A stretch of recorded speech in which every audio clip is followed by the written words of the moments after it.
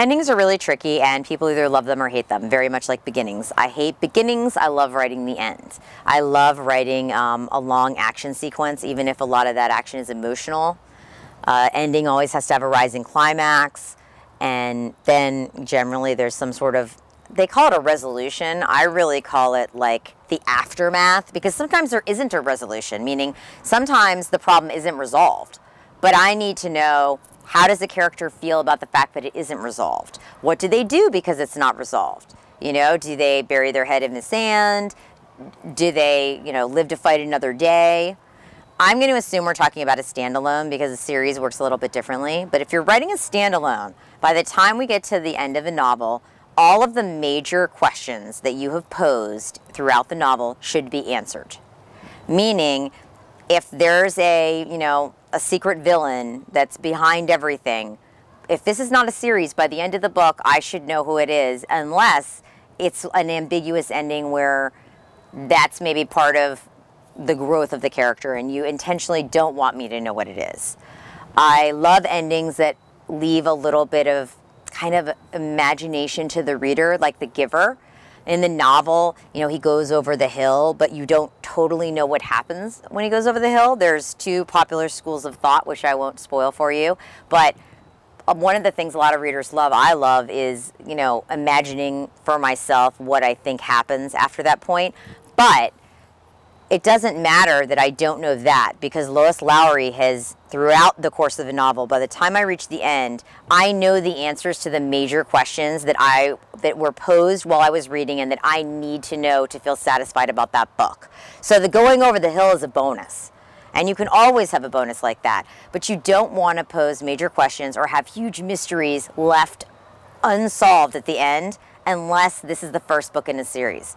And still, when you're writing a series, each book should have its own story arc, and then there is the greater arc, which might be the overall mystery. So I think that one really helpful thing to do is when you're in the revision stage, I make a list of all of my, I call them story threads, or my tiny subplots.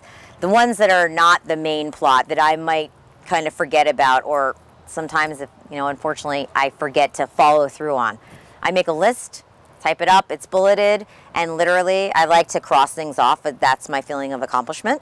So I go through the novel, and as each time I see that at the end I've paid that off, meaning I've given a reader the answer to that, I cross it off. And then when I find the ones that I kind of left hanging, I go back and I try to find places in, you know, Act 3 where I can resolve those issues or problems. Sometimes some things are resolved in Act 2, depending on how critical they are. But by the time I get to the end, I want to feel like I know the answers to the major questions that were posed. I would like to feel that my character, they don't have to learn something, but I want to feel that the experience of the novel, you know, that they took, this journey, changed them in some way. Sometimes it changes them for the worse. Sometimes you have kind of an anti-hero, or, you know, someone who turns out kind of more rotten. And that's okay too if that's the kind of book that you're writing. But I want to kind of follow my protagonist and know what happens to them. I love it too if I get to find out what happens to the antagonist, because I'm always kind of like a villain lover. And I know even if they get what they deserve, I like to see how that plays out. And I also think that it's important to leave the reader thinking about the novel long after they've read it. And I think one of the defining characteristics of those books that you can't really forget, the ones that you tell your friends about, or you buy everyone as gifts, you keep talking about, or you go back and reread, is that the end of the book kind of either gives you a twist or it resonates with you in some way because it isn't totally finished, meaning there's something lingering about it. And that is a really tough thing to do as a writer. But part of it is, a lot of people talk about bookending, and Margie and I do this a lot in Beautiful Creatures. Sometimes we'll have a scene in the beginning of the book, or maybe an object. You know, maybe Ethan's laying in bed looking up at his ceiling.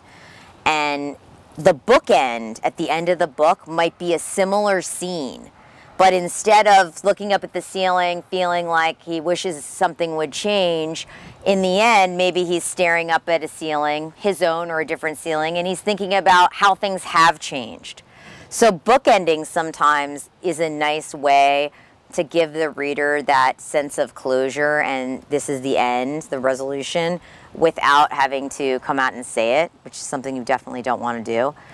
I also think that a great idea, whether you're starting out writing or you've been writing forever, is to go back and read the end of some of your favorite novels. You know, go back and read Harry Potter or Lord of the Rings or If I Stay, Fault in Our Stars, and read the last couple chapters and see what it is about that book that stuck with you.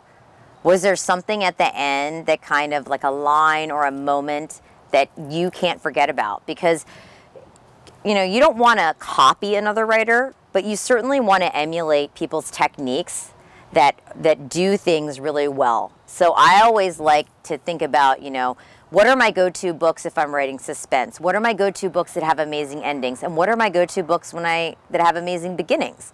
So that when I'm struggling with one of those, I'll go back and be inspired. I'll go back and read the end of 3 or 4 books that I loved, and then I'll say, see, you know, this is what these authors do consistently that makes me love these books and come back to them time after time. So again, you know, when we're readers or writers, we're also readers, and when we're readers, we hope we're going to go back and reread the same books. You know, maybe my book, maybe not, but I hope I'll be rereading your book.